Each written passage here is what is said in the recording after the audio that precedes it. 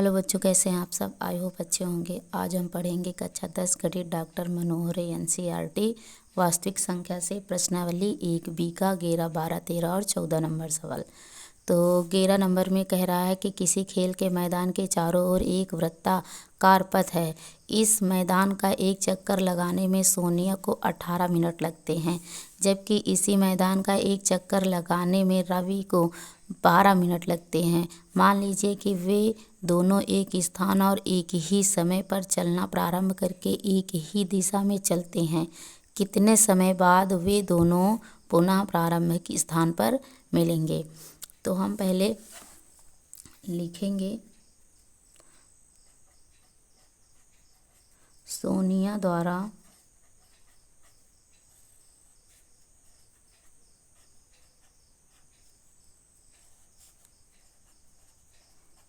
एक चक्कर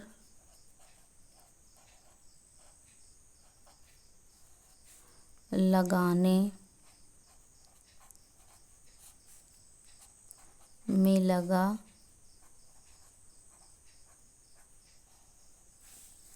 समय बराबर कितना दिया हुआ है, 18 मिनट। फिर लिखेंगे रवि द्वारा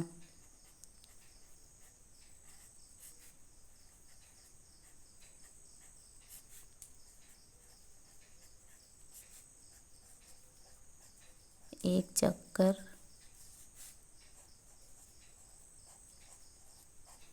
लगाने में लगा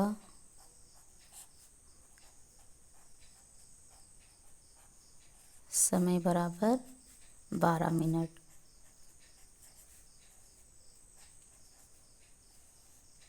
अब हम पहले दोनों समयों का एलसीएम निकाल लेंगे।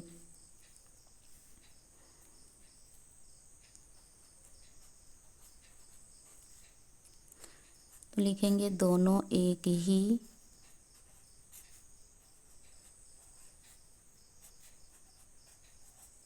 ही दिशा में चलते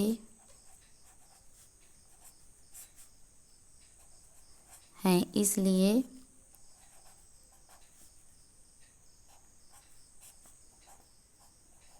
इसलिए दोनों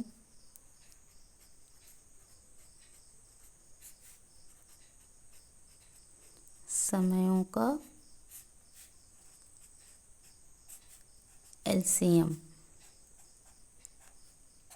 तो पहले 18 का क्या हो जाएगा, 18 के अभाज्य गुणनखंड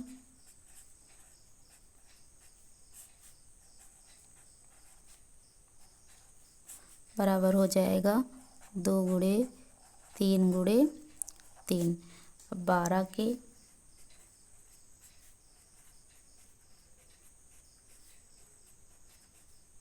अभाज्य गुणनखंड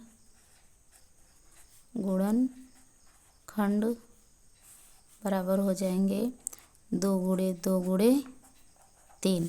तो अब हम लिखेंगे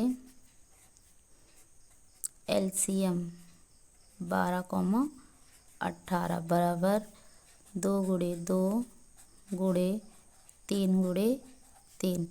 कितना हो जाएगा इनका, 2 दूना 4, 4 3 12, 12 3 36। तो 36 मिनट बाद दोनों प्रारंभिक स्थान पर मिलेंगे। तो हम लिखेंगे अतः 36 मिनट बाद सोनिया और रवि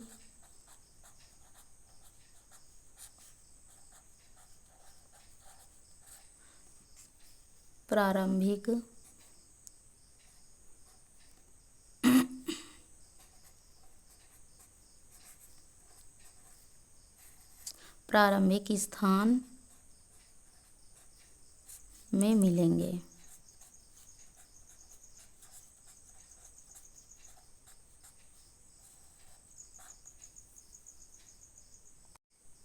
12 नंबर में दिया हुआ नीचे दी गई आकृति में यक्ष तथा वाई के मान ज्ञात कीजिए।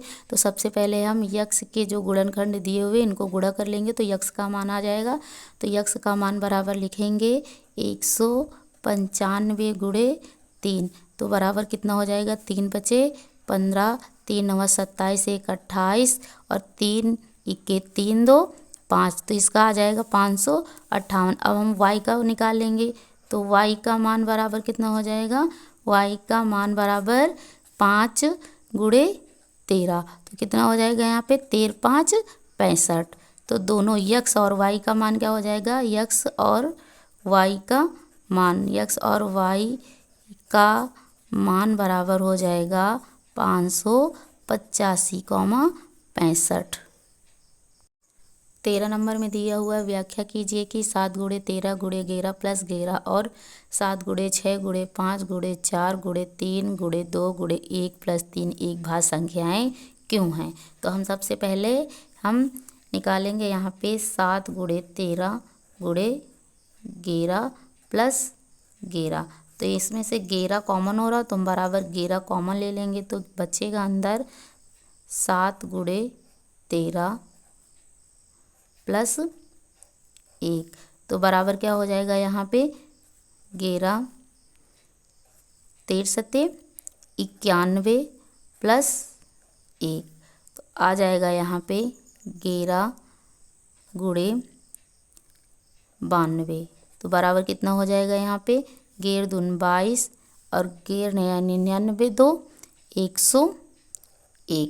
तो इसका क्या आ जाएगा 1012। तो ये क्या है, एक भाज्य संख्या है, इसलिए ये भाज्य है। तो हम लिख सकते हैं यह एक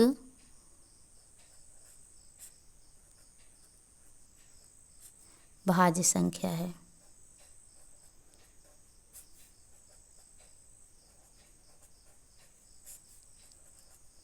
इसलिए ये भी भाज्य संख्या होगी। अब दूसरा दिया हुआ है 7 गुणे 6 गुणे 5 गुणे 4 गुणे 3 गुणे 2 गुणे 1 और प्लस 3।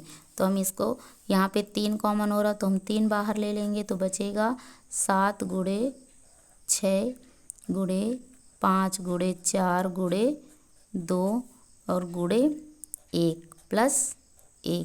तो बराबर यहाँ पे क्या हो जाएगा 3 गुणे 6 सत्ते 42 गुणे 5 चौको 20 और 20 दून 40 प्लस 1। तो यहाँ पे हो जाएगा, लिख सकते हैं हम 3 गुणे यहाँ पे 4 दूनी 8 4 चौक 16 जीरो लगा देंगे प्लस 1।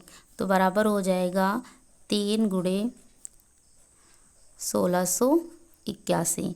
तो बराबर हो जाएगा 3 इक्के 3 3 8 24 3 18 2 20 3 इक्के 3 2 5।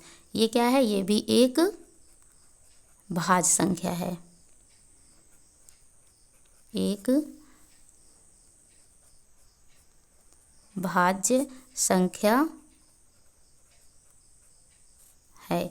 इसलिए क्या, ये भी एक भाज्य संख्या होगी। 14 नंबर में दिया हुआ नीचे दी गई आकृति में यक्ष वाई तथा जेड के मान ज्ञात कीजिए। तो हम क्या करेंगे, सबसे पहले यक्ष का मान निकालेंगे। तो यक्ष का मान बराबर क्या हो जाएगा 3381 गुणे 2। तो बराबर हो जाएगा 2 इक्के 2 2 हटी 16 2 तिहाई 6 1 7 2 तिहाई 6। तो इसका आ जाएगा 6762। अब निकालेंगे हम y का। तो y के गुणनखंड क्या है 7 और 161। तो y का मान बराबर क्या हो जाएगा, y के मान हम 2 तरीके से निकाल सकते हैं, या तो इसको 3 से भाग दे दो या इन दोनों को गुणा कर दो। तो हम इन दोनों को गुणा करके निकाल रहे हैं। 161 गुणे 7 बराबर कितना हो जाएगा, 7 इक्के 7 सचंग 42 और फिर 7 इक्के 7 4 11। तो इसका हो जाएगा 1000 127। अब जेड का मान निकालने के लिए हम क्या करेंगे, जेड का मान निकालने के लिए हम 161 को 7 से भाग दे देंगे। तो जेड का मान बराबर हो जाएगा यहाँ पे 161 गुणे बटे 161/7। तो कितना हो जाएगा बराबर 7 दूनी 14, 7 त्रिक 21। तो यक्स कॉमा वाई और जेड के मान बराबर क्या आ जाएंगे 6762, 1127, 23। आई होप समझ में आया होगा। धन्यवाद।